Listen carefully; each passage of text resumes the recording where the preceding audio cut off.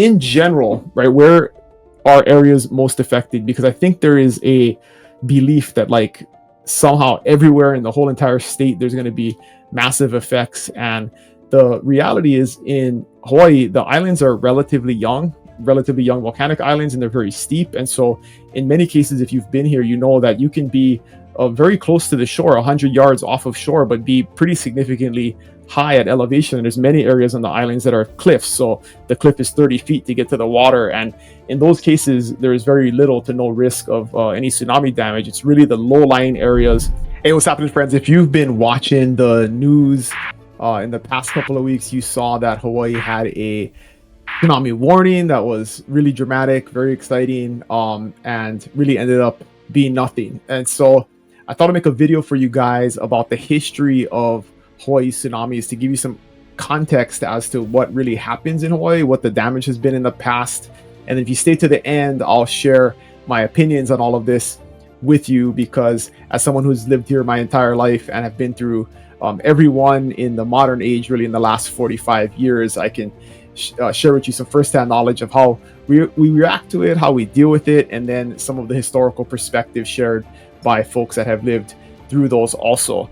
So let's bring in the visuals here. So of course this is going to be about the tsunami damage and the history of tsunamis in Hawaii, and we're going to walk through and look at all of the different tsunamis that have happened in the past. But obviously Hawaii is a very tsunami risk prone area. We live in the circle of fire, and there are volcanic islands and the plate that goes all the way around the Pacific Ocean, and that causes a lot of not only volcanic activity but seismic activity. So there's a lot of earthquakes, and as we've seen, and we'll go through and chronicle with all of the examples, pretty much all of the tsunamis that have happened are caused by a very far off earthquake that happens somewhere in the Pacific and then causes the rising tide wave to ripple across the entire Pacific Ocean and make it to Hawaii. So we'll go through what that looks like and give you some examples of the previous tsunamis and what has happened. And so the first one in recorded history that was really documented well was in 1946. There was a earthquake in the Aleutian Islands up near Alaska, and it triggered a 8.6 earthquake that triggered a wave that made it to the islands. That tsunami primarily impacted Hilo, and it was recorded there was 35 foot waves that ended up hitting the Hilo Bay area. And this one happened at night, and there was at that time in the 40s no type of warning system in place, and so people were completely unprepared. People that lived and had businesses in the low-lying areas of Hilo town, where Hilo Bay is at, were hit very, very hard, and it ended up killing 159 people and did $26 million in damage, which is the equivalent of almost $400 million today. So pretty massive amount of damage that happened, and anybody who was around back then could tell you, I mean, it really wiped out downtown Hilo pretty significantly. And the legacy of it, though, you know, trying to bring something positive out of all of this, was this directly led to the creation of the Pacific Tsunami Warning Center, which now really has changed our ability to be prepared and our ability to be notified early on when something like this is going to happen, when there's an event somewhere that could potentially cause a tsunami here in Hawaii. So after 1946, the next earthquake that caused a massive tsunami here was Chilean earthquake. So in Chile, there was an earthquake in 1960. It was the largest earthquake ever recorded, right? 9.5 magnitude. And that one took about 15 hours to make it from Chile across the Pacific to Hawaii. And this one actually happened during the day. And I've heard stories of people in Hilo that were there, and actually when the water receded out of the bay, the fish were just flopping around in the bay, and a lot of people didn't know what was happening. They went out into the bay and were picking up fish when the tide rushed back in with the waves. And so there were 61 people that died during this tsunami. And again, after Hilo Bay was reconstructed, the town was reconstructed, there was 500 plus structures that were destroyed again in this second tsunami, because it hit and affected pretty much the same place in Hilo that the 1946 tsunami affected. So a very similar situation in 1960, and again led to better preparation over time. And a big lesson learned for us here on the Big Island about the dangers of tsunamis was in 1960. And then in 1975, about 15 years later, this was the one very unique tsunami because it was generated from a 7.7 earthquake just off the Big Island's coast. So in most cases, when these tsunamis happen, and especially the most recent one that everyone saw in the news, when something happens in Russia or Japan or Alaska, we have hours, 7, 8, 10, 15 hours of time between the event of the earthquake and then the waves getting here. So we have a lot of time to prepare with all the technology we have. But if you have a local earthquake, something close by, which is what the 1975 tsunami was caused by. It was caused by a local earthquake generated right off the southeast coast of the Big Island. That one also generated 30-foot waves just within minutes. So people didn't have the ability to evacuate because it happened so quickly. And despite that, there was only 2 deaths and 19 injuries at a beach park there. So very, very fortunate because of the minimum warning time that we had. They only had a few minutes to evacuate versus the hours and hours that we have normally when these events happen somewhere across the Pacific. So that was the only recorded local earthquake that caused a tsunami here in the islands. And then in 2011, I remember this one very, very clearly because I was around for this one, and we did prepare for this, and there was a little bit of damage that occurred here on the Big Island. But this was a earthquake that happened in Japan near Tohoku, and it was a 9.1 magnitude earthquake. So very, very large. You saw that like 9.7 was the largest it's been ever recorded. So that one was devastating in Japan. I mean, you can see the videos still online of that, where there was nearly 20,000 deaths in Japan because it happened right off the coast, and then those waves hit very, very quickly. And in Hawaii, it was the opposite. We had 7 hours to prepare for this. So like there normally is, all of the warning signals and protocols went into effect, and people did have time to evacuate. The impacts were that there was recorded up to 7-foot high waves, but there were no lives lost in Hawaii. So definitely a testament to all of the warning systems that are in place now and all the protocols to evacuate. It was definitely a success story because of the lack of loss of life, even though there was some loss of property. Definitely proved that all of the things that Hawaii has done to prepare for tsunamis and create warning systems definitely worked. So very, very fortunate.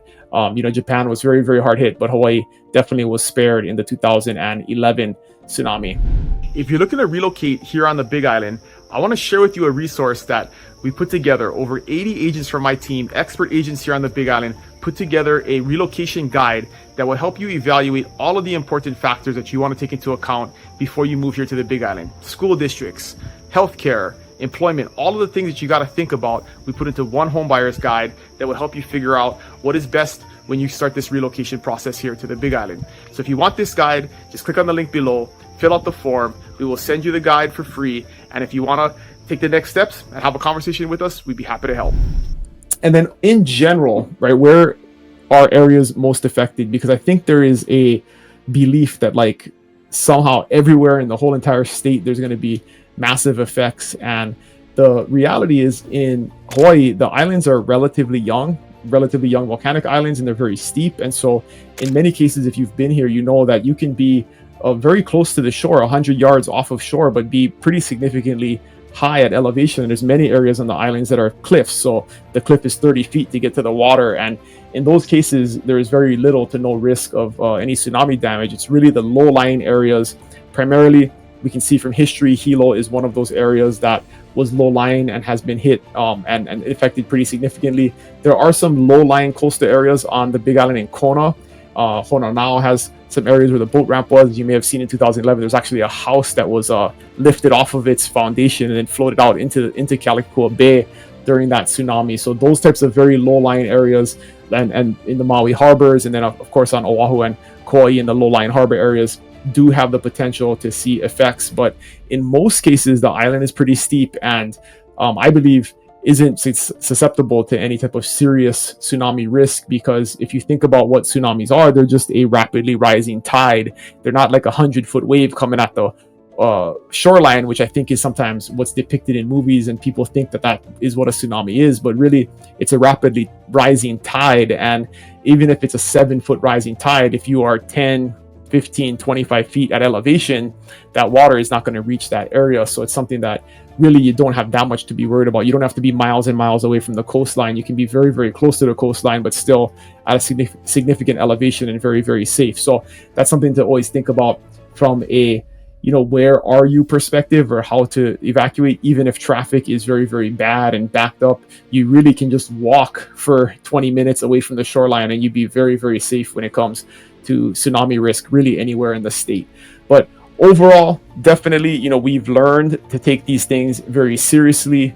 There's very good warning systems in place. There are sirens that sound that alert you to make sure you go and check your local news or civil defense information, the radio. And now with cell phones, it's even better. Everybody's cell phone goes crazy when there's these types of warnings, and we know to look and check right away as to see what's going on. So definitely the warning systems definitely work. We just saw that go into effect a couple of weeks ago when we had the tsunami threat here in Hawaii. And so it feels pretty good to understand that we have all this technology now, and it's very, very unlikely we get caught off guard, especially when it's one of these tsunamis that happen across the Pacific. There's definitely really good evacuation planning all across the state. They have maps that are published all across the state to let you know how far away from the shoreline you need to be based on the topography. And so that's relatively well-known information. There are signs that show you where the tsunami inundation zone is. So if you're in a vehicle, how far away from the shoreline you need to be. But again, that didn't always work well across the state during this last exercise, because traffic did slow to a jam pretty much everywhere, because people were trying to get away from the shorelines, and our infrastructure isn't designed to have that many people flood onto it all at once, even though maybe some of it was unnecessary because people were trying to get further away than they needed to be. But definitely in general, there is very good information around evacuation planning and where to go. And then of course there's been land use changes, so really zoning laws now take into account coastal threats. And so Hilo town is a very good example of this. You go to downtown Hilo, the buildings are very old, they're dilapidated, they haven't been upgraded in years, and people wonder why. And it's mainly because they are in the tsunami inundation zone, and there's issues with getting insurance, and people don't want to put in the money that it would cost to upgrade those buildings if a tsunami hits in the future, because there's just too much risk. So that's definitely something that's been taken into account. So the biggest key takeaways here always, right, is just know your risk, be informed. That's what this video is about, to give you some perspective and understanding, because sometimes there's not as much risk as you think there is once you understand what the risk actually is. Understanding warning times is super, super important. Even though we do have a lot of time, a lesson I learned in this last exercise was that I should have left my office earlier. I live about 10 miles away from my house, and I said, we're far away from the shoreline, we're safe, I'll wait and work a couple more hours before I head home. And by the time I headed home, it was traffic was really, really bad. I still made it home in about twice as long as it takes me normally, so it wasn't terrible. But just understanding that taking action as soon as possible is definitely important. Understanding the evacuation zones and whether or not you need to evacuate is very, very important. And as always, and of course, right, heed all warnings, take these things seriously. They're very easy to just say, hey, nothing happened the last time, so I don't have to worry about it this time. But you never want to be in a situation where it's the real one. And we deal with that a lot in Hawaii, right, with hurricanes and earthquakes and tsunamis.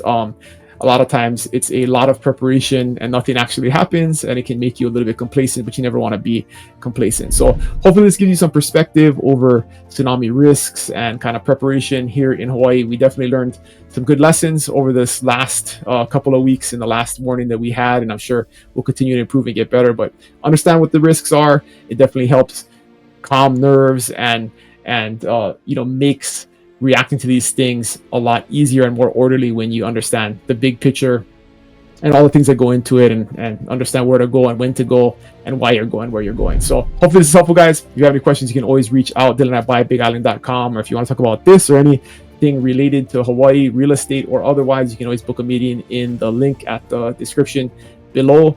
Always appreciate you guys watching. I'll see you guys next week. Aloha.